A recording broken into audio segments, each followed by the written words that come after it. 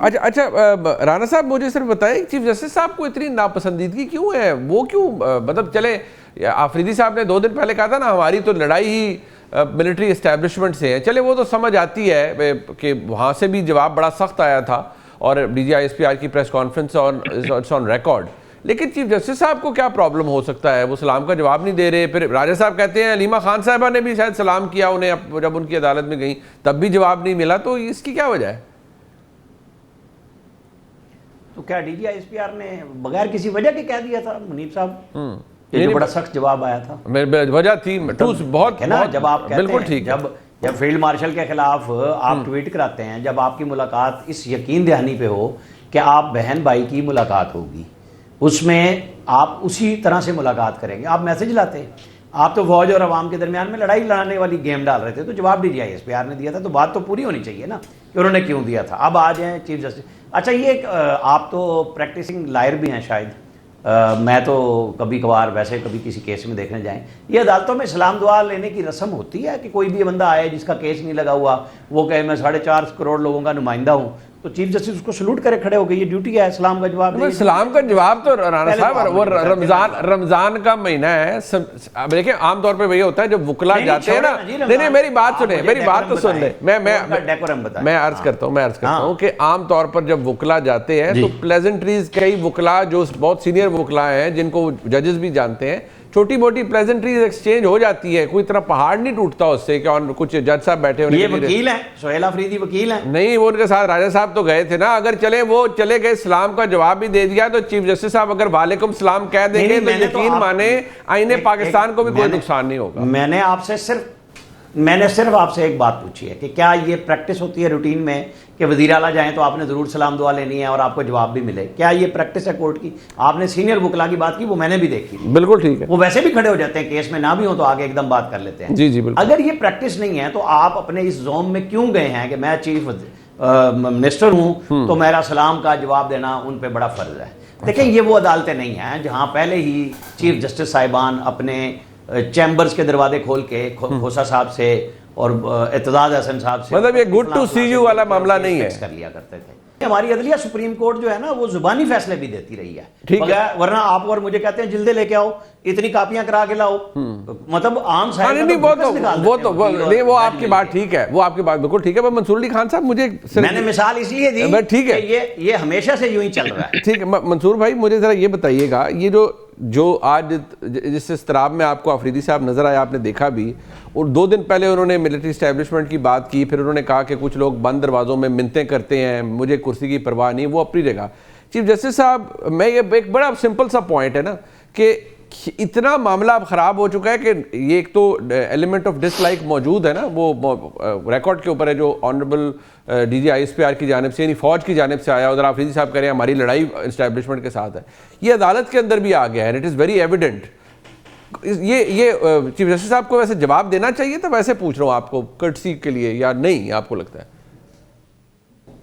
अच्छा देखिए मुनीब भाई, मैं ऑन लाइटर नोट अगर आप माइंड ना करें तो एक एग्जांपल देना चाहूंगा। जी जी। शादी का दिन हो, शादी वाले दिन जो है वो एक फुपी जो है वो आ जाए और आके वो कहे कि ये शादी नहीं हो सकती, तानू पता ही नहीं कुड़ी कहो जी या मुंडा कहो जाएगा, ठीक है। मतलब दुनिया जहान की वहां पे वो बैन भी डाले, शादी ना होने दे और सारा माहौल खराब कर दे, ठीक है, लेकिन इसके बावजूद शादी हो जाए, ठीक है, शादी फिर भी इसके बावजूद फूफी के इस सारे रौलों के बावजूद शादी हो जाए और अगले दिन वलीमा हो और फूफी फिर आए और इस बात के ऊपर गिला करे मैंने किसी ने रोटी नहीं पूछी।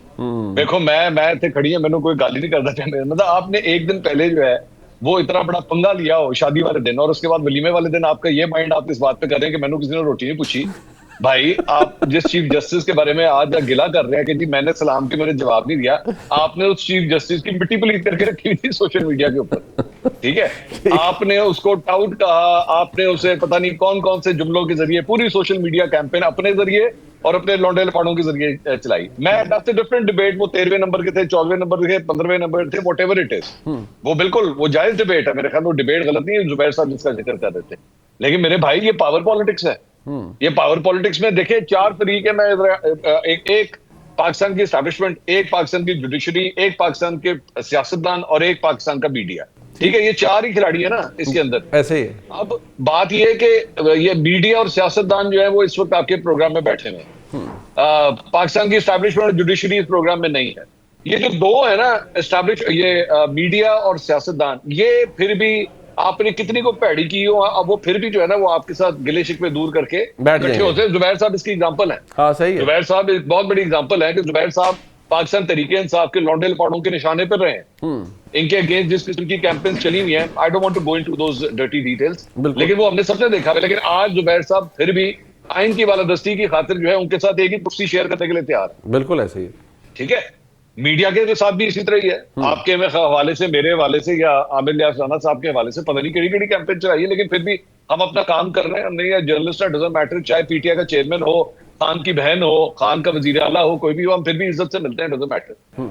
अब आप समझते हैं कि यही ज़र्फ जो है वो पाकिस्तान की फौज और जुडिशरी में भी होना चाहिए कि जी हम, क्योंकि आपका तो एम ये है कि या तो जो है ये हमसे डर जाएंगे क्योंकि हम इनके अगेंस्ट कैंपेन चलाते हैं तो हमसे डर जाएंगे और उसके बाद जो है हमारी हाँ में हाँ मिलाएंगे। नहीं भाई, हर बंदा ऐसा नहीं होता ना। हर बंदा मीडिया या मोहम्मद जुबैर जैसा सियासतदान नहीं होता जो फिर भी आपकी गालियां सुनने के बाद भी आपके साथ बैठने के लिए तैयार है। ये जुबैर साहब का ज़र्फ है। हाँ, सही है। मैं वाकिफ हूं ना, मैं जानता हूं, मैंने देखी अपनी आंखों से जो कैंपेन इनके अगेंस्ट चली और इनके लौंडे लपाटों ने किस तरह कोऑर्डिनेटेड कैंपेन चलाई। Exactly. जब मैं देखता हूँ ना तरीके तहफ़्फ़ुज़ आईन पाकिस्तान की कोई प्रेस कॉन्फ्रेंस हो रही है या कोई सेमिनार हो रहा है तो जुबैर साहब पीटीआई वालों के साथ ही कुर्सी रख के बैठे होते हैं। ठीक है, ये ज़र्फ है इनका कि ये बर्दाश्त करते थे, भूल जाते हैं इस चीज को, नहीं यार मैंने बिगर टारगेट की तरफ देखना है। मेरे भाई हर कोई ऐसा नहीं होता ना। आपके ख्याल में वो चीफ जस्टिस जो इस्लामाबाद हाई कोर्ट है उनके साथ जो कुछ आप कर चुके हैं ऑलरेडी, अलीमा खान साहबा जो है वो जब इनकी तैनाती हो रही थी आपने एक पोजीशन ली, वो ठीक पोजीशन थी, वो गलत पोजीशन नहीं थी। लेकिन जब आप एक पोजीशन लेते हैं तो भाई उसके बाद अगला जब आके कुर्सी पे बैठ जाता है फिर तुझे कहते हो ओ हमारे इस्लाम का जवाब नहीं देता। वलीमे वाला काम ना करो ना, वलीमे वाला काम नहीं हो सकता। और मौजूदा, चले मैं खुल के बात करता हूँ, मौजूदा फील्ड मार्शल के साथ भी आप लोगों ने पंगा लिया था ना, बहुत बुरा किस्म का लिया था। वो पंगा नहीं पूरा हुआ, वो पुट्ठा पै गया। अब आप कहते हैं देखो जी ऐसा गाली नहीं करते, हम इनसे बात करें, हम ऐसे बात नहीं करते। मंसूर साहब पॉलिटिक्स है, आपने तो वो पंजाबी में कहते हैं ना रौला ही खत्म कर दिया है। ये जो जितना मेरे ख्याल में इससे ज्यादा जो आम फहम जुबान में आपने एक हमारे डेली बड़ा रिलेटेबल एक सिनेरियो से जो तज्जिया पेश किया है, उसके बाद तो मेरे ख्याल में हम सबको घर चले जाना चाहिए। और जुबैर साहब ये बात वैसे मंसूर साहब ने बताई है कि अगर आपने इफ़ यू डू समथिंग तो उसके रिपरकशंस तो होंगे। फिर एतराज़ किस चीज़ का जुबैर साहब कि जी हमारे साथ ये हो गया, हमारा केस नहीं लग रहा, हमारे साथ ये हो गया, हमारे साथ इस्टेब्लिशमेंट ने लड़ाई कर ली है। जब आपने खुद माजरत के साथ पंगे लिए हैं तो फिर उसका ब्लो बैक तो आएगा। Then be ready for it, you sign up for it. Then देखें, मैं तो thank you very much for nice words from Mansoor. वो मुझे बिल्कुल सही कह रहे हैं, लेकिन एक चीज पर इतराज है, वो कह रहे हैं कुर्सी साथ रख के एज इफ मैं पकड़ के कुर्सी लेके आ सकता। नहीं, मुझे बिठाया जाता है। अच्छा चले बेटा, ठीक है ठीक है ठीक है ठीक है।